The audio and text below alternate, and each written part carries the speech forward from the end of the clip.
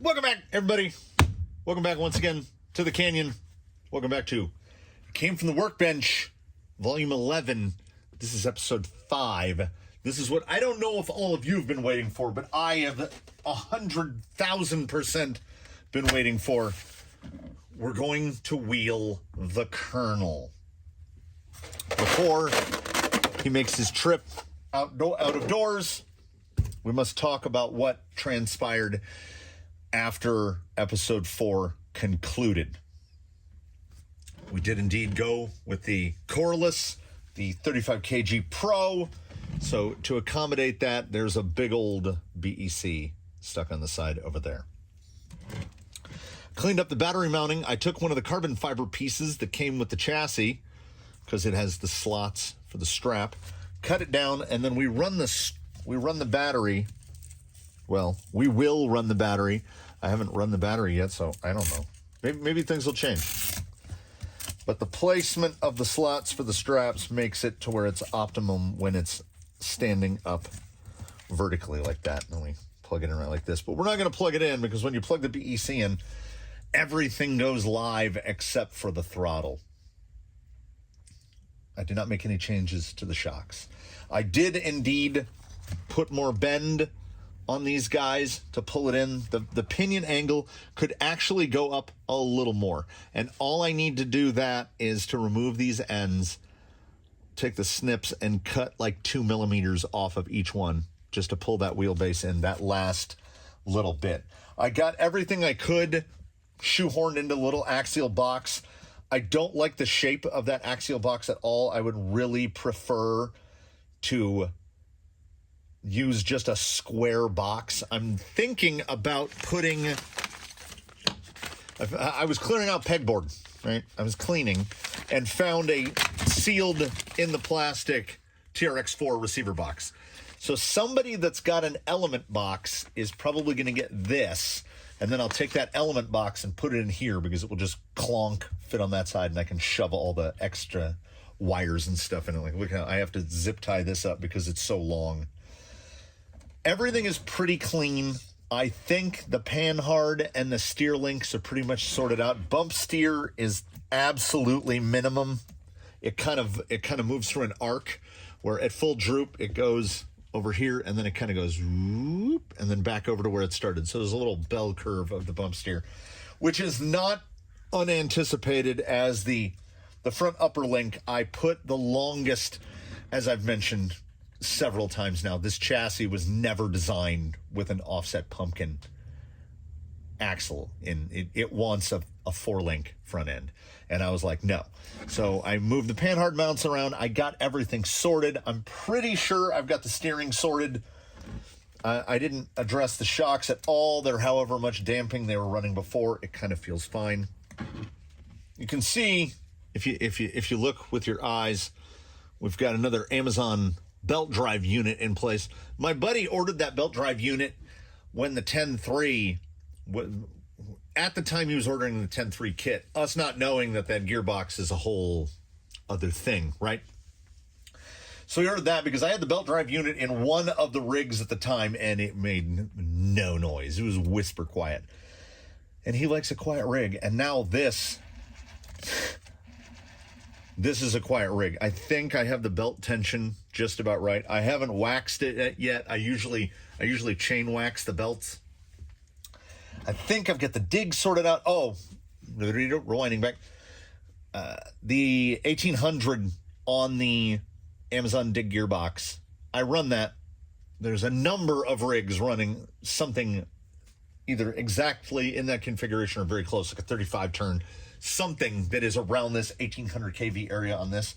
But then you match it with portals and you have the gear reduction. It was so slow, like under 2 miles an hour, well under 2 miles an hour.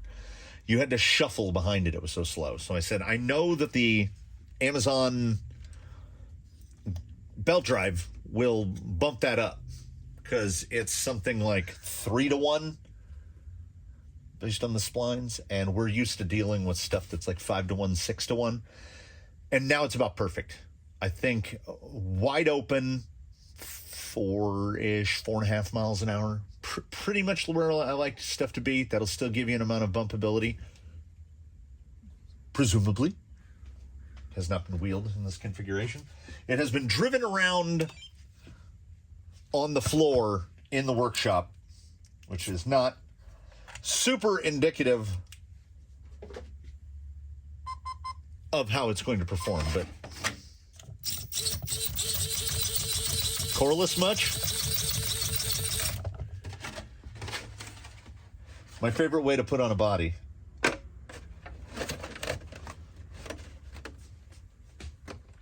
The Colonel. Mustard and whatever condiment is gleaming orange. He looks like a curry. I gotta find... It's making a noise.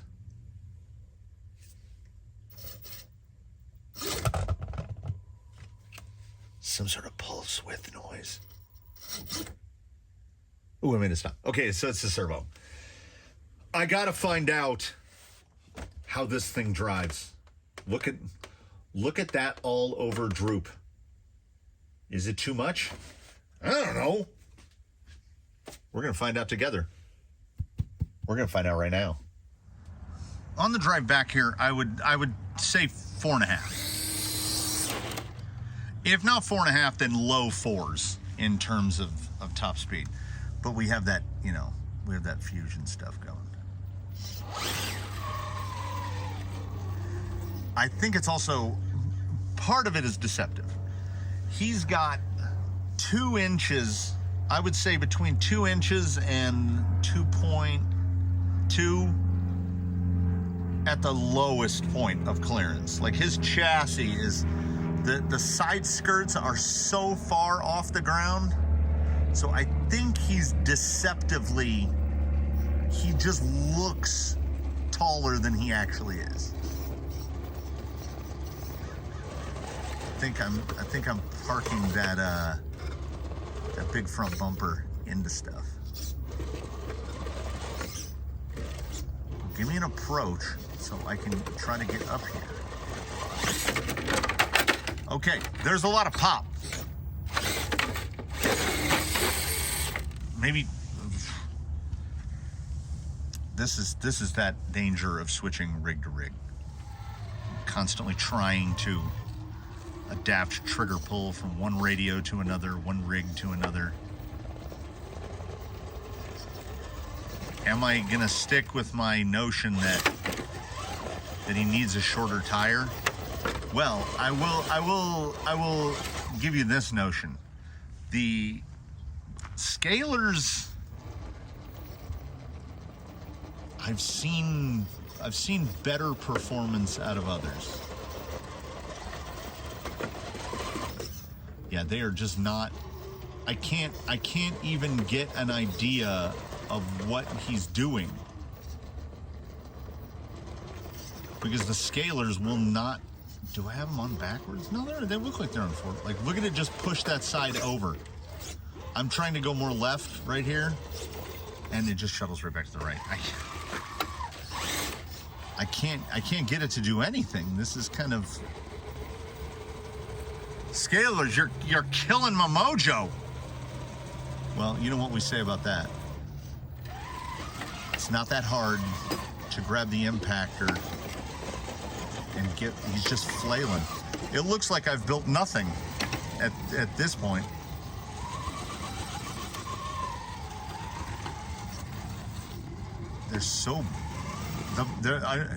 Anybody else noticing some real bounciness?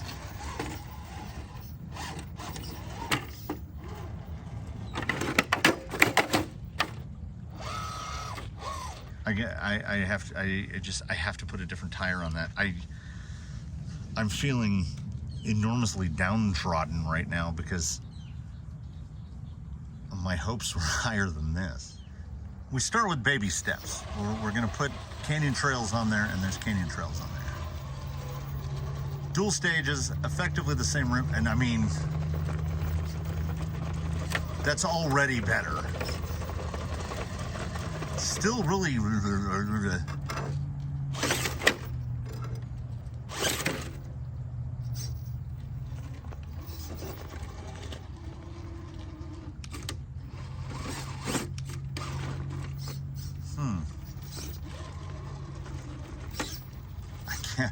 I cannot.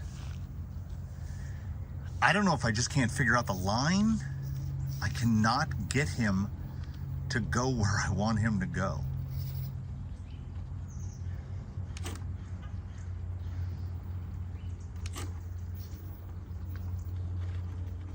I also stole Gate Rover's Deep Woods, but I really want to try these first. Way too big of a shot. The rear tire, that rear looks pretty well centered. I think the rear link length is pretty good. Oh. Ooh. Ooh.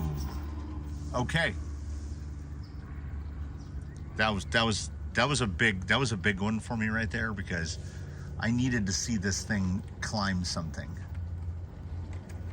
He's so quiet that you can just hear the sounds of like the body rattling. Of course, wholly untuned. And it occurs to me now that the Colonel had driven once on the scalers during the Wheelin' Wednesday episode, which was his final appearance as something wheelable when he was still on the full 10.3 platform. And now, he does not respond to a lot of wheel speed at all. Is that gonna pull? Oh, hold it, hold it, hold it, hold it.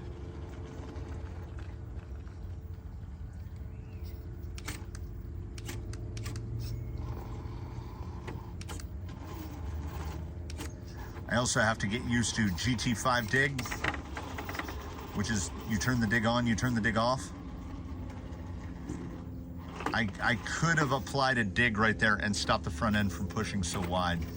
This, honestly, I think this is just speculation, interior speculation. I don't know how to drive this one. I've never driven this one. This one doesn't drive like the other ones. I just need to accommodate for that curve. I just expect, oh, you know, I mentioned it, and it's true that I can't.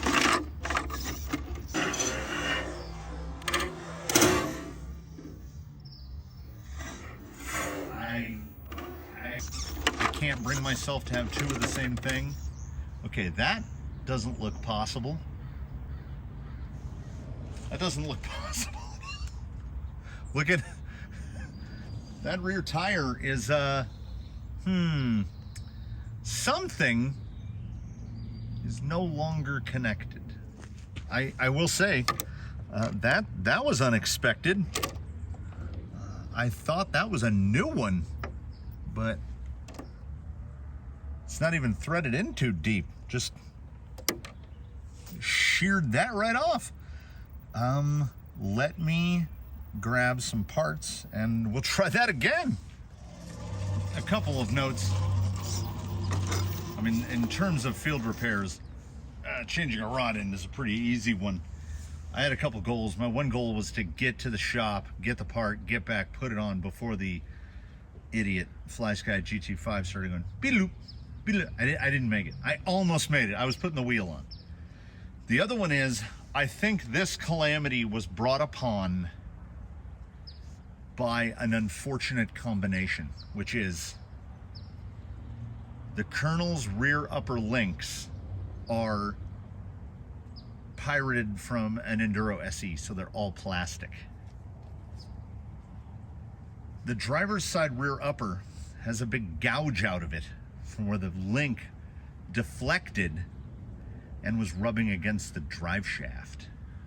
And if you could see under that body right now, the drive shaft and the link are pretty far apart. So it must have deflected rather significantly.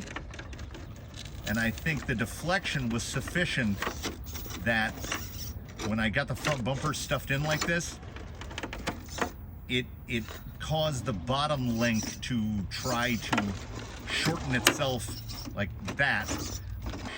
Shorten itself like So I think with plastic uppers, I think I'm going to break a lot of stuff. So we're going to have to get those. We're going to have to fabricate the rear, but I know the precise length, so we're halfway there.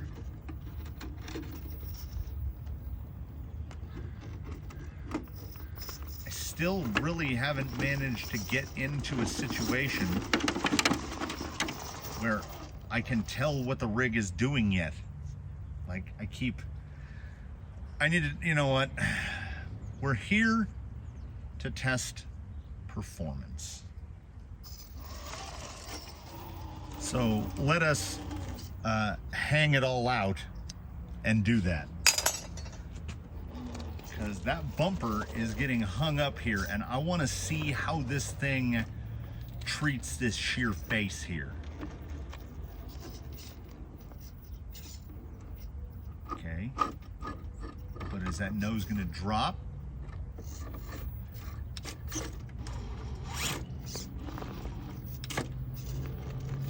It's still,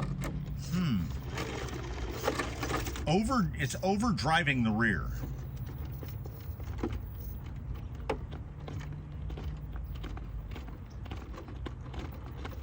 Surprisingly nose high. Just cut it.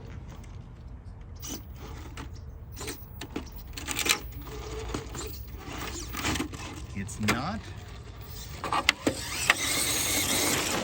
He's not going where I want him to go. All right, we'll try the other side and try to get some. Yeah, you can see where the bumper would have just stuffed in right there.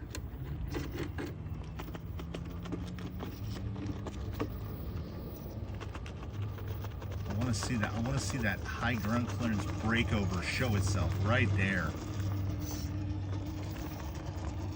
Uh-oh. One of two things have happened. Either the magnetic body mount is off, or we've broken something else in the rear, because look how far that rear tire is out. You know what? I'm going to drive over the top. We'll figure it out on the other side. So if you can see right there, we've got the issue with the all plastic upper. It has ripped that off.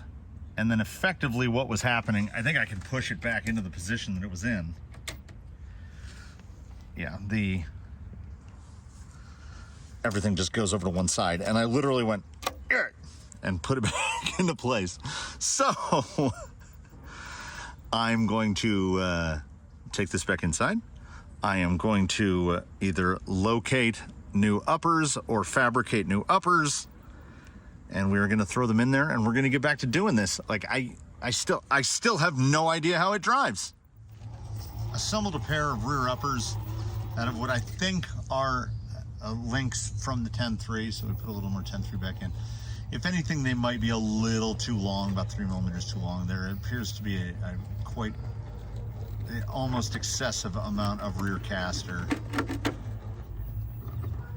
Let's see how that affects the drive here, how it wants to stand up.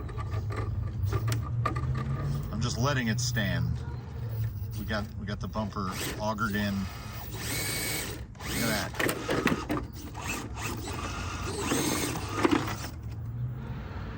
Now you're gonna look at those rear uppers. That's full sweep there. I'm gonna say dampers need tuning, adjustment, something. Something is not right in the shock department. I think they're reacting really heavy. Maybe the amount of oil, the ratio of unsprung weight to sprung weight is making the oil selection in the shocks seem far too high. They're reacting just too slowly. But after this amount of mashing about and breaking stuff, and you will note, obviously, I said no more half measures. We're just going to put the deep woods on there, and they're behaving radically different from the scalers, which is, I think at this point, good. I want to see something. I still have no idea how this thing drives. And it's almost like this guy is doing his best to not let me get a picture. There. I thought that was going over.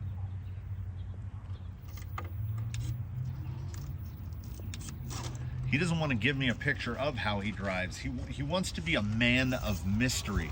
It looks really weird without that front bumper on there.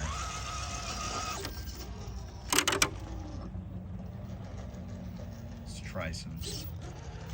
There's a lot of push in the front. A lot of push in the front end. Like the rear end is out driving the front.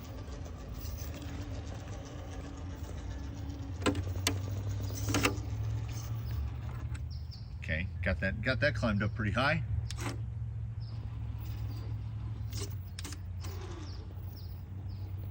have to be very deliberate with dig application with this guy.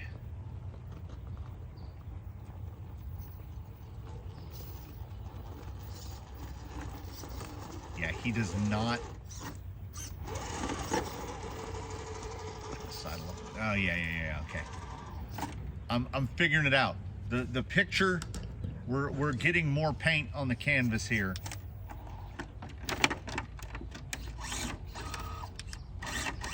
He does not respond to high speed at all. And that statement applies consistently and evenly across all 3 sets of tires he's been tested on. He wants to go slow.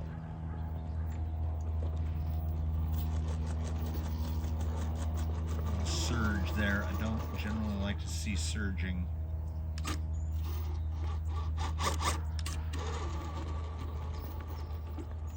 Get that sidewall pressed in over there.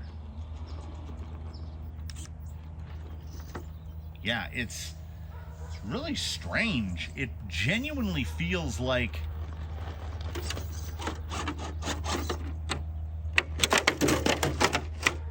he has too much drive at one end compared to the other. Yeah, any amount of wheel speed is just instantly converted into instability. Because look at him go here at like absolute minimal throttle input. He is not a speed climber. We'll cut loose there. And my instinct is to, in those moments of slip and hop, catch and release, to just give it a little more. But you got to give this guy a little less. Trying to position. Yeah, he's through there. Very, very odd. Well, most of my wheel time in between when he came apart and now has been with the SE. And let me tell you something. I'm not saying that the SE drives the opposite of this, but it's radically different. Get up, get up.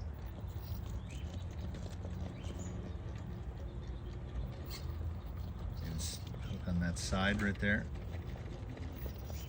I don't think we're going to have enough traction to pull that over. See that? Lot of hop. Yeah, he does not respond to speed. And I think the deep woods and the canyon trail and the scalar are all middle ground tires. They kind of respond a little more to, like they're bumpable. They do well at that medium speed range. So still now, I know that on the bench, it certainly feels like some shock tuning is required. But I don't think any of these 3 sets, I don't think they're the guy. The traction profile doesn't accurately match the way this guy wants to be driven. And I don't know if that's okay, so the body, That was a superb flip, by the way. I don't think the body's that heavy, but I think at the very least, oh, but the body is a sound chamber, because listen to this thing now. I think we can at least get a better look at articulation and see what's going on with the body off. Well, tire placement is certainly a lot easier.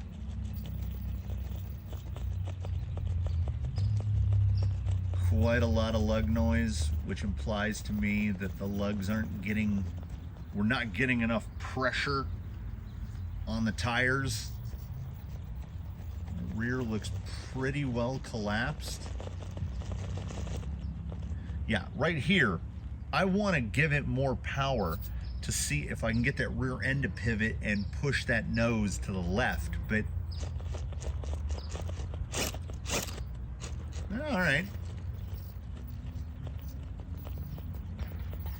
Now the trick is trying to get that rear end up.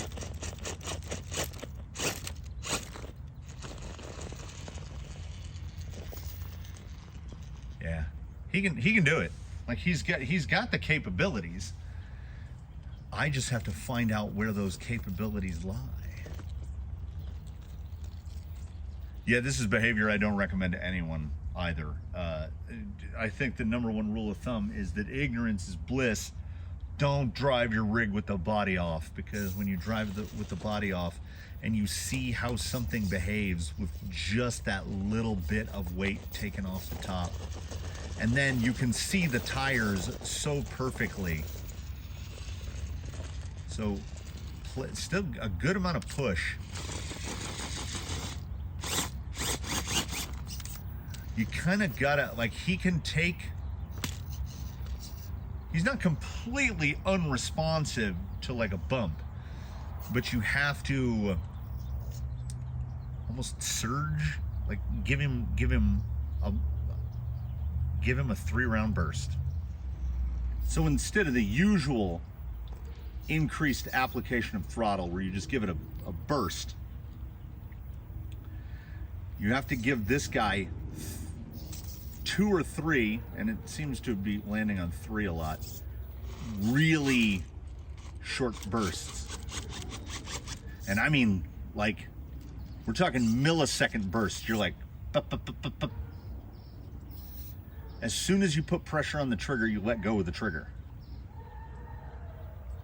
Fusion, of course, has that low speed. Let's see how he transitions down here. It was a pretty good drop. I mean, tuning, now, if he had a bumper on it, you can see that bumper would just be stuffed into the ground. We are now driving down. Oh, that bumper's gonna hang. That bumper's gonna hang. I'll manage to get it down. Yeah, he is definitely most responsive to being maneuvered very slowly.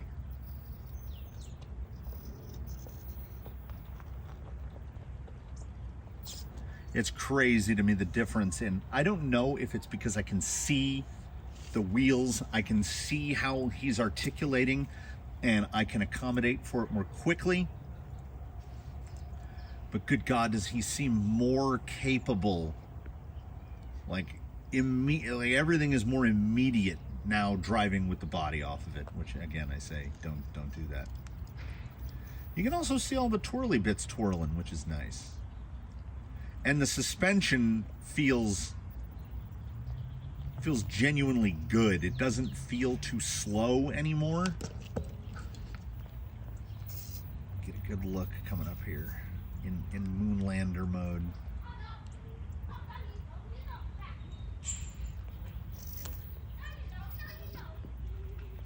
So I think he's mechanically sound now. If we learned one thing today, we learned don't mix plastic links and metal links, because the plastic links will try to flex and then stuff will break for sure. So I think his tire selection is up in the air.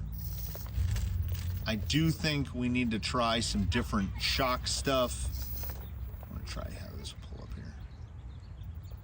I mean, the deep woods are good, but I'm using what's happening now. Oh, here's that rear breakover. Yeah, that is definitely skid forward stuff right there. Look at that big opening under him. Once he gets the low part of his skid over, yeah, that's a lot of clearance there in the back. This has indeed been illuminated. I want to try right here. Okay, we can descend it. Can we ascend it? There's not a lot to bite there. Oh, that's too much. Get to that other side. There you go. Again, trying to give it too much speed. Oh, come on, deep woods.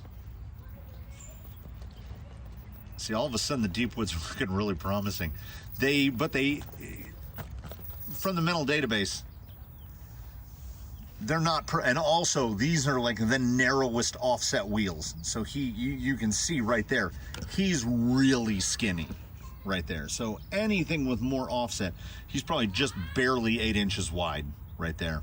So super skinny. I think he could benefit from a little bit more width. The 45Ps are narrow-ish in this configuration.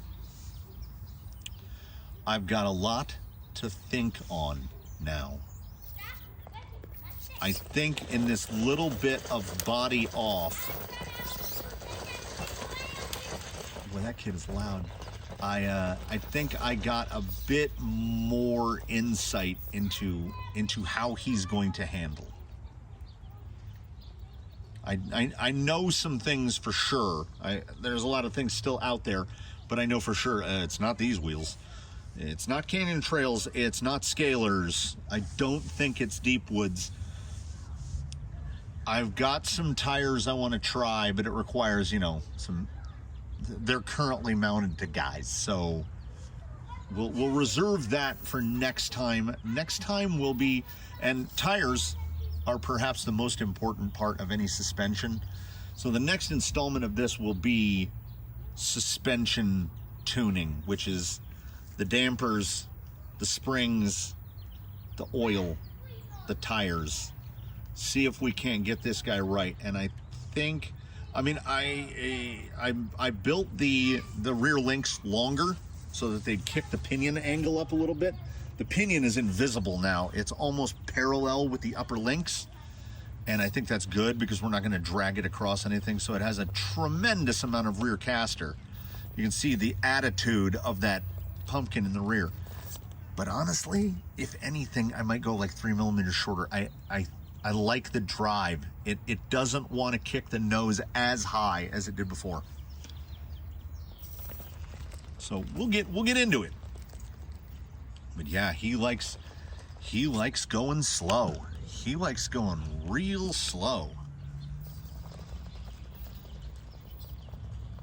On any really steep well, actually everything's protected. If I roll this guy without a body, it'll be fine. I was, generally you don't like to. But yeah, he's showing promise. When he first came out here, not gonna lie, I was like, well, I've ruined it.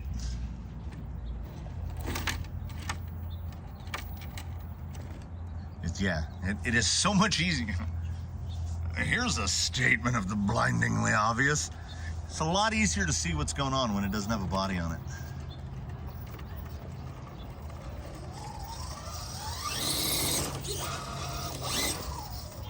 So tires will be a hunt. Is this bump or no?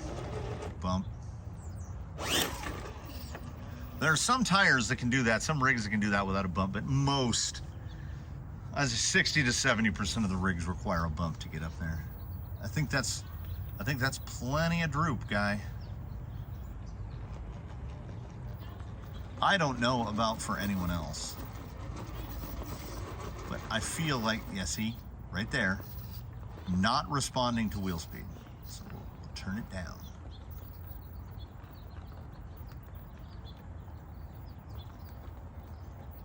So what he needs is a low speed tire. He needs a tire that's more responsive at smaller throttle inputs. And I'm not 100% sure what that is, but I'm gonna guess smaller pins. I'm gonna guess small pin tires are what work for lower speed ascending. And that's where we'll go.